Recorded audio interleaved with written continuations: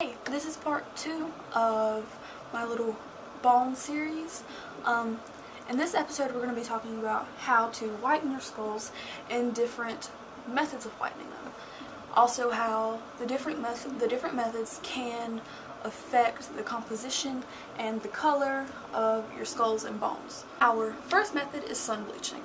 Some of the pros of sun bleaching is that it is environmentally friendly and it's relatively fast. So if you are looking for straight to the point bleaching, then you can just put it out in the sun. Little advice, if you want the sun to be drawn to that item, that skull, that bone, you should put something black underneath it. The sun is attracted to dark colors, and this dark color will direct the sun to your item, and it will make sure that it lightens up the bone color. Some of the cons of sun bleaching are scavengers. Depending on what type of bone it is and how clean smelling it is will depend on whether or not a scavenger may pick it up.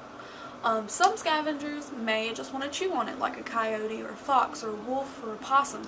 They might just want to chew on it, get the marrow.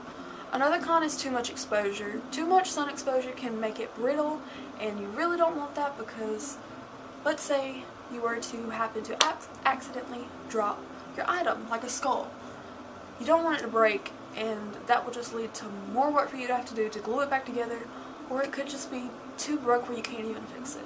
And you don't want that, so you have to be careful and make sure that it's not in the sun for too long. Another method of whitening your bones is hydrogen peroxide. This is personally my favorite, and it's worked pretty well with my skulls. Pros, it's relatively fast. It can take 1 or 2 days, depending on how diluted that the hydrogen peroxide is, and it can also remove most stains that are set into bones. The only stain I have not been able to remove using hydrogen peroxide was a blood stain. Hydrogen peroxide is a bit more expensive than the sun bleaching process. The sun bleaching process is free, hopefully, but hydrogen peroxide, you can get it for 88 cents at Walmart. That's in America. I don't know about other places. I'm pretty sure it's relatively inexpensive, but if you can get your hands on it, that is great. Now we're going to talk about some of the methods that I don't really approve of, but I'm going to address them anyway. First we're going to talk about bleach without diluting it with water. Yes, bleach can whiten the bone relatively fast, very fast, but it is not good on the bones at all. It makes them brittle and squishy and not good. If it is possible, do not use bleach. Now we're going to talk about bleach with water. It's also fast. I have used it once before.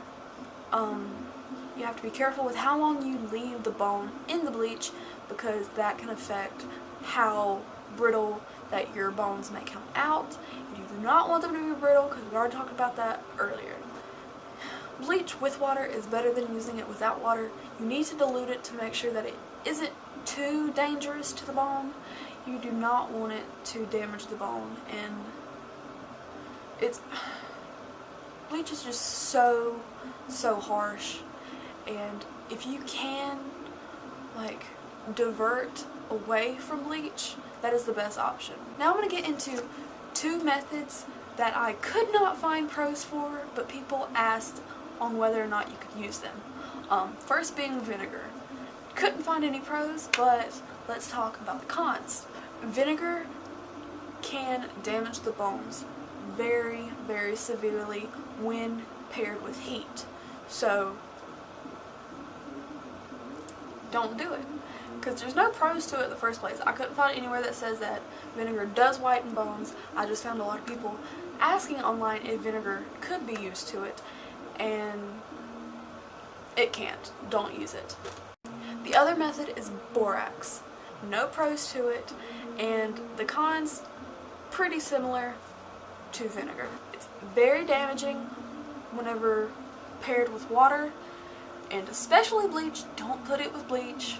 Just don't use borax at all with your bones, because I could not find any pros. I couldn't find anywhere that says that it whitens them.